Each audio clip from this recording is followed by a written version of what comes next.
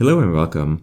In this short tutorial, I'll show you how to hide recently used file and folder history in Windows 11. Note that this also works for Windows 10. You might have your reasons to want to hide this. Luckily, it's quite fast and easy to do. Right-click on the Windows icon and select Settings. After that, click on Personalization on the left side of the menu. Next, click on the Start Settings. Here you need to adjust the sliders from Show Recently Used Apps and Show Recently Opened Items in Start, Jump List and File Explorer.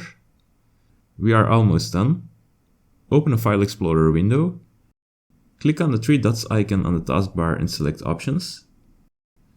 Uncheck the boxes next to Show Recently Used Files, Show Frequently Used Folders and Show Files from Office.com.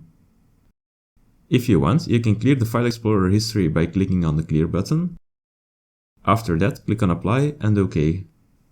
When this is done, your recently used files and folders or recommended files are hidden from view. Let me know if you have any questions or comments. Thank you for watching and I'll see you in the next one.